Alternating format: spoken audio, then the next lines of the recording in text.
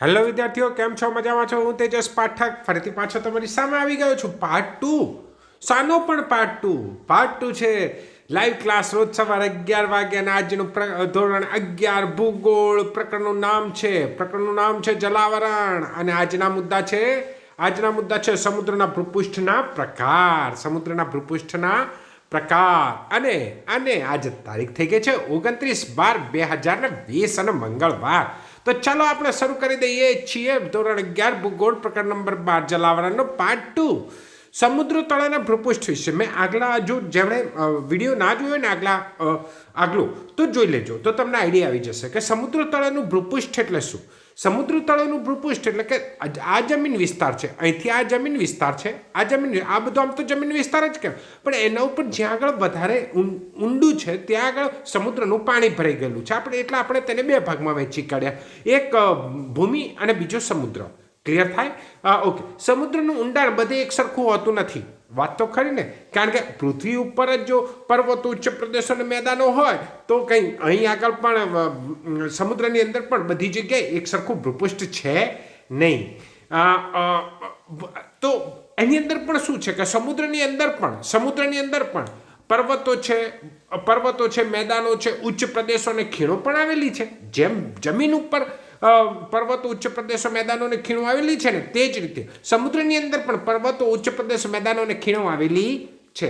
સમુદ્ર તળાના ભૂપૃષ્ઠના સંદર્ભમાં પણ અનેક પ્રકારના ભૂમિ સ્વરૂપો છે. એટલે કે જેવા ભૂમિ સ્વરૂપો આપણે પૃથ્વી સપાટી પર જોઈએ છીએ તેવા જ ભૂમિ સ્વરૂપો આપણે ક્યાં જોઈએ છીએ? સમુદ્રની અંદર પણ જોઈ શકીએ છીએ. આ આકૃતિ ક્યારે કઈ છે બેટા? 12.2 સમુદ્ર તળનું સામાન્ય ભૂપૃષ્ઠ, અને તેના વિશે જ અત્યારે આપણે વાત કરવાની છે, સમુદ્ર તળના ભૂપૃષ્ઠ વિશે. અને આ ભૂમિ સ્વરૂપોના મુખ્ય 4 પ્રકાર પડે છે. કેટલા પ્રકાર પડે છે?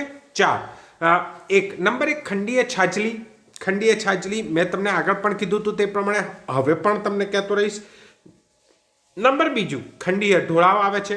3 ગહન સમુદ્રીય મેદાનો, અને 4 છે ગહન સાગરીય ખાઈઓ. અને તેના વિશે વિસ્તૃત હવે ભણીશું. તો ચાલો શરૂ કરીએ છીએ આપણે આ 4 ભૂમિ સ્વરૂપો વિશે. 4 ભૂમિ સ્વરૂપો વિશે શરૂ કરીએ તો પહેલું આવશે ખંડીય છાજલી. હવે જે મારી જોડે જે આજે મેં અહીં જે ઇમેજ જે બતાવેલી છે ને બેટા, એ ઇમેજ મેં કટ કરી કાઢેલી છે આપણું 12.2 ની અંદર, બરોબર. હવે ઘરની અંદર છાજલી હોય તો કેવી હોય બેટા? દિવાલ ઉપર આમ અટકેલી હોય ને એનો વિસ્તાર કેવો આવે બેટા? એનો વિસ્તાર કેવો આવે? પેરેલલ આવે ને, સપાટ આવે ને, બસ તાર બેટા એને આપણે ખંડીય છાજલી તરીકે ઓળખીશું. ઘરની અંદર જેવી છાજલી આવે ને તેવું. તો જોઈએ છીએ તેને કન્ટિનેન્ટલ શેલ્ફ તરીકે ઓળખવામાં આવે છે. ભૂમિખંડોના કિનારા પાસે, એટલે બેટા આ કિનારો કહેવાય, ભૂમિખંડોનો આ કિનારો કહેવાય. અને તેની નજીકનો જે ખરું ને બીચની અંદર બધા નાવા જાય તો કેમ એકદમ ડૂબી જતા નથી? કારણ કે તે ખંડીય છાજલીવાળો ભાગ છે, એટલે એકદમ આપણે ડૂબી જતા નથી. બીચ ઉપર સમુદ્ર કિનારે જો ફરવા જઈએ તો, એટલે આ બીચ જે ખરો ને એને જ આપણે ખંડીય છાજલી તરીકે ઓળખીએ છીએ. એકદમ ક્લિયર? ઓકે. ભૂમિખંડોના કિનારા પાસે આવેલા સમુદ્રો અને મહાસાગરના 200 મીટર ફેદમ, એટલે 100 ફેદમની ઊંડાઈ સુધીના મેદાની ભાગને ખંડીય છાજલી કહેવામાં આવે છે. 200 મીટર ઊંડાઈ સુધીના ભાગને. ક્લિયર? ઓકે.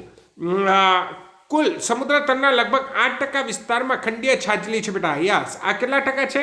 8% વિસ્તાર છે બેટા. 8% વિસ્તારમાં ખંડીય છાજલી આવેલી છે. કેટલો ઊંડો? 200 મીટર જેટલું ઊંડાઈનો સપાટ મેદાની ભાગ, જેને ખંડીય છાજલી તરીકે ઓળખવામાં આવે છે. કિનારાથી સાગર તરફનો ઢોળાવ ક્રમશઃ ધીમે ધીમે વધતો જાય છે. વાત તો ખરી ને બેટા, તો જ ત્યાં આગળ પાણી ભરાઈ રહે ને. અહીં આગળ પણ આપણી આકૃતિમાં તમે જોતા રહેજો, ટેક્સ્ટ બુક લઈને બેઠા છો ને, બેસી જજો. હા, જેમ જેમ આપણે સમુદ્ર તરફ જતા જઈએ ને તેમ તેનો ઢોળાવ કેવો થતો જાય છે? ઘટતો જાય છે, ઓછો થતો જાય છે. તેના વિશે જ વાત કરીએ છીએ, ખંડીય છાજલી વિશે. હવે આ ખંડીય છાજલીના પહોળાઈમાં ઘણા બધા તફાવત જોવા મળે છે. ઘણા બધા તફાવત એટલે કે જેમ હું તમને પહેલેથી જે વસ્તુ કહેતો આવ્યો છું ને કે ભાઈ આપણે બધી જગ્યાએ આપણી આ બધી આંગળીઓ એક સરખી હોતી નથી.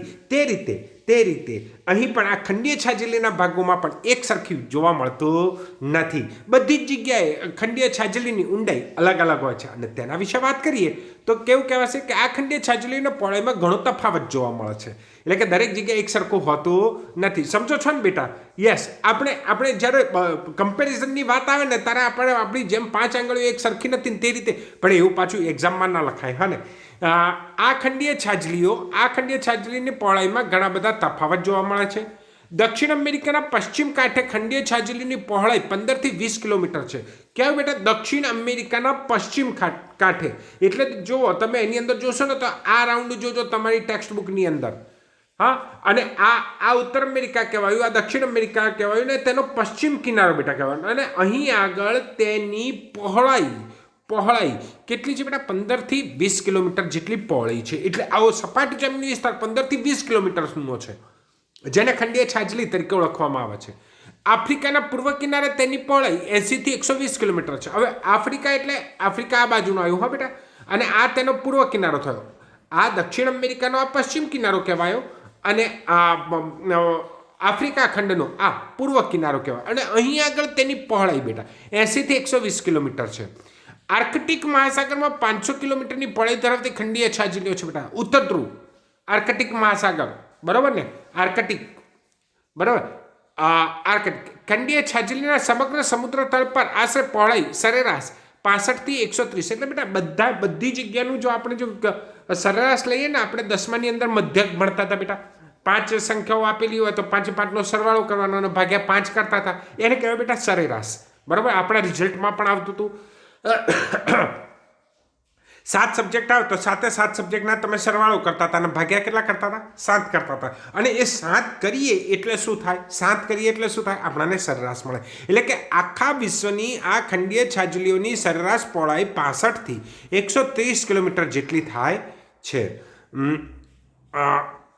આ ખંડીય છાજલીઓ સમુદ્ર કિનારેથી શરૂ થઈને ખંડીય ઢોળાવો પર પૂરી થાય છે. એટલે આ પણ વસ્તુ યાદ રાખવાની છે કે આપણા ઘરની શરૂઆત થતી હોય તે બાજુના ઘરથી શરૂ થતા. ધારો કે મારા ઘરનો નંબર 62 છે, 62 છે, તો બરાબર, તો 61 નંબરથી મારા ઘરની શરૂઆત થતી હોય, 61 નંબરથી મારા ઘરની શરૂઆત થતી હોય, અને 63 નંબરની જ્યાં શરૂઆત થતી હોય ત્યાં મારું ઘર પૂરું થઈ જતું હોય.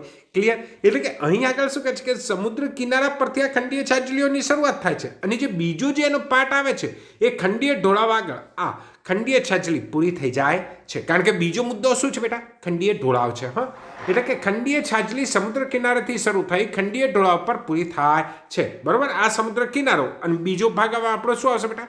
ખંડીય ઢોળાવ. આ બંને વચ્ચે જે કહેવાય તેને શું કહેવાય છે? ખંડીય છાજલી. ઓકે.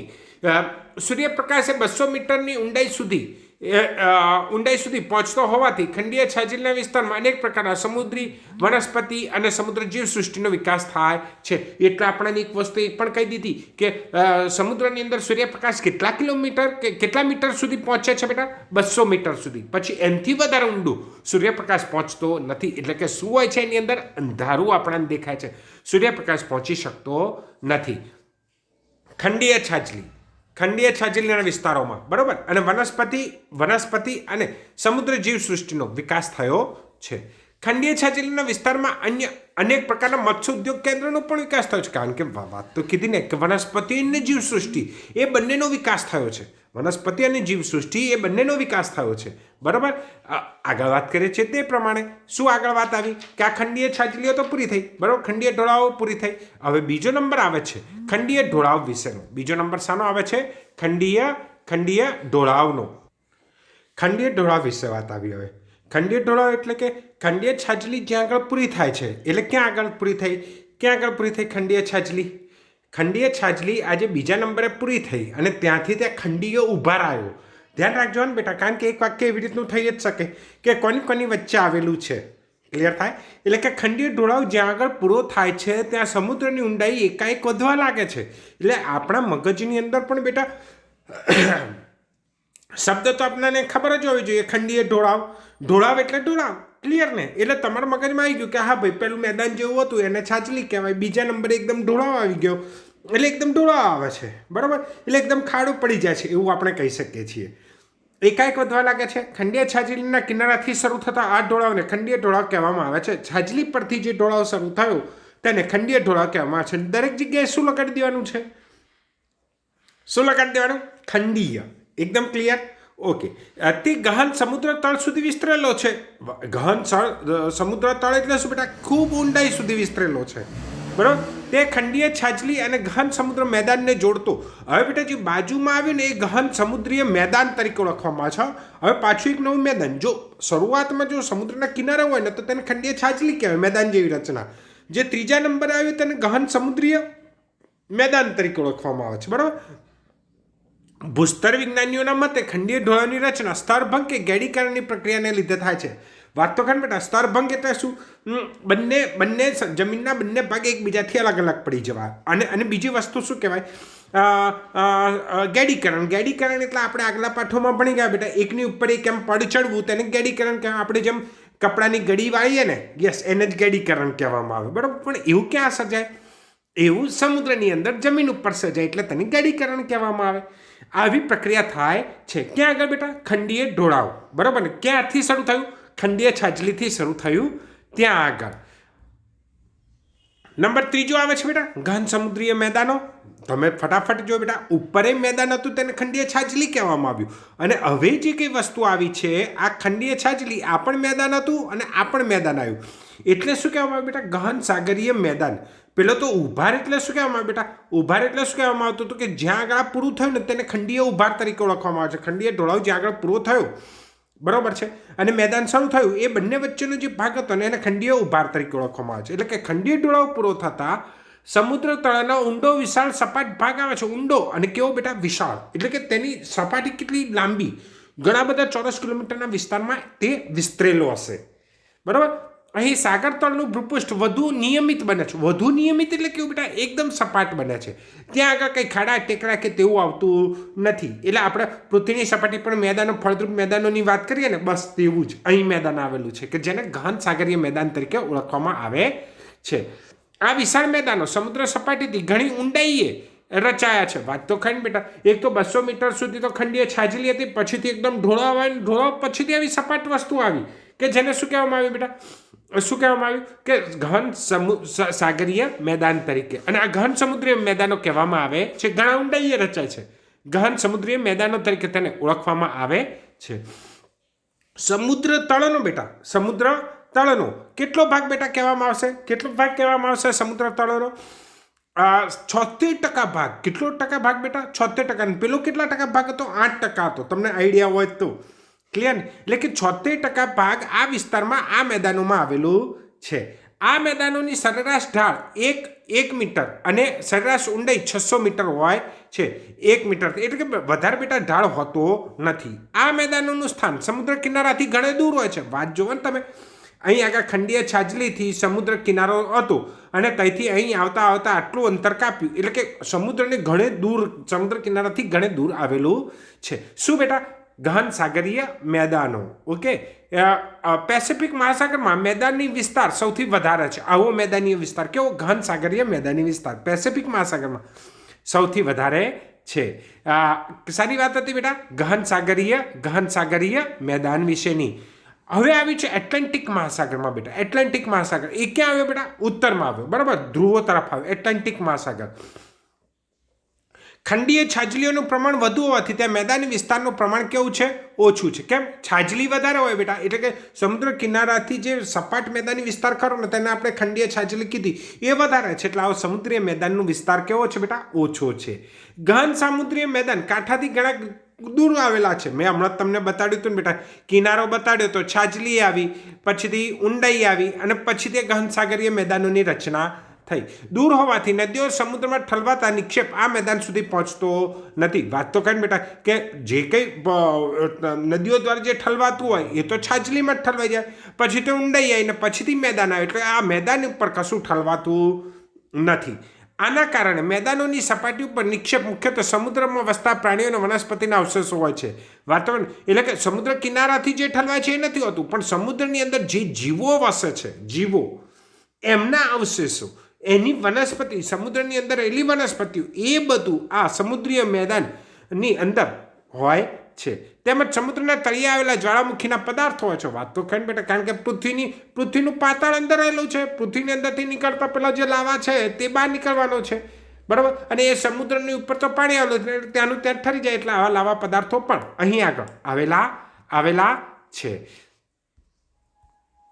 ગહન સમુદ્ર ખાઈઓ બેટા, યસ, તમને નામ પરથી બેટા તરત ખબર પડી ગઈ કે ગહન સમુદ્ર ખાઈઓ એટલે શું કહેવાશે? મરીના ટ્રેન્ચ તરીકે તો તેને ઓળખવામાં આવે છે. આ ખાઈ જુઓ, ખાઈ. હવે આ ખાઈ ક્યાં શરૂ થાય બેટા? જ્યાં આગળ ગહન સાગરીય મેદાન પૂર્ણ થાય છે ને ત્યાં આગળ આવી ખાઈઓ આવે છે. અને ખાઈઓ એ સૌથી વધારે ઊંડી. સમુદ્રની સપાટીથી સૌથી વધારે જો કોઈ ઊંડાઈઓ હોય તો એ શું હોય? સમુદ્ર ગહન સાગરીય ખાઈ. સમુદ્ર ખાઈઓ સમુદ્ર તળના સૌથી ઊંડા ભાગ છે. વાત તો ખરી ને, અહીં આગળ તમે આ જોઈ શકો છો ને બેટા, સૌથી ઊંડા ભાગ છે. તેઓ કમાન આકારના અને સાંકડા છે. કમાન આકાર એટલે બેટા આવા વાંકા વળેલા અને કેવા હોય છે બેટા? સાંકડા હોય છે. તેમની બાજુઓના ઢોળાવ સીધા દિવાલ જેવા હોય છે. દેખો આ દિવાલ જેવા, સીધી દિવાલ જેવા છે બાજુના ભાગ. જ્યાં ખાઈ આવેલી છે ત્યાં આગળ ગહન સાગરીય ખાઈ વિશે વાત કરીએ છીએ. યાદ રહે છે ને બેટા? જો એ સારું લાગે તો શેર અને સબસ્ક્રાઈબ કરતા રહેજો. હા ને. ગહન સમુદ્રના મેદાનોના કેટલાક ભાગમાં એકાએક તીવ્ર ઢોળાવ બનતા જાય છે. એકાએક તીવ્ર એટલે એકદમ ઢોળાવ આવી જાય છે. ત્યાં સાંકડીને ઊંડી અને લાંબી ખીણોની રચના થાય છે. અને તેને શું કહેવામાં આવે છે બેટા? અને તેને શું કહેવામાં આવે છે? ગહન સમુદ્રીય ખાઈઓ તરીકે તેને ઓળખવામાં આવે છે. પશ્ચિમ પેસિફિક મહાસાગરમાં બેટા, પશ્ચિમ પેસિફિક મહાસાગર એટલે ધ્યાન રાખજો કયો મહાસાગરની વાત ચાલે? પશ્ચિમ પેસિફિક. પેસિફિક એટલે કયો મહાસાગર? આ મહાસાગર. હા બેટા, આ બંને બાજુએ આને જો જોઈન્ટ કરી દેવામાં આવે ને તો અહીંયા પેસિફિક મહાસાગર અને આ બાજુ પણ પેસિફિક મહાસાગર. ફિલિપાઇન્સના દ્વીપ સમૂહ. હવે તમારી જોડે જો નકશો હોય ને તો તમે ધ્યાન રાખજો બેટા, અહીં આગળ છે ને આ જે મેં હમણાં જે આ રાઉન્ડ દોરું છું ને ત્યાં આગળ ફિલિપાઇન્સના ટાપુ આવેલા છે. અને આ નીચે જે છે ઓસ્ટ્રેલિયા છે, એની નીચે છે ન્યુઝીલેન્ડ. યસ, ધ્યાન રાખજો. ફિલિપાઇન્સની નજીક મારિયાના ટ્રેન્ચ ગહન સાગરીય ખાઈઓ આવેલી છે અને તેની સૌથી વધારે ઊંડાઈ 11,000 મીટર છે. 11,000 મીટર એટલે કે 11 કિલોમીટર ઊંડાઈ સમુદ્રની અંદરની. બરાબર બેટા? આ હતા. અને આવા જ વિડીયો મેળવવા માટે ધોરણ 11ના આવા જ વિડીયો મેળવવા માટે રોજ સવારે 11 વાગે જોડાયેલા રહેજો. Okay, thank you. જય હિન્દ, વંદે માતરમ. ચેનલને શેર અને સબસ્ક્રાઈબ કરતા રહેજો. ઓકે.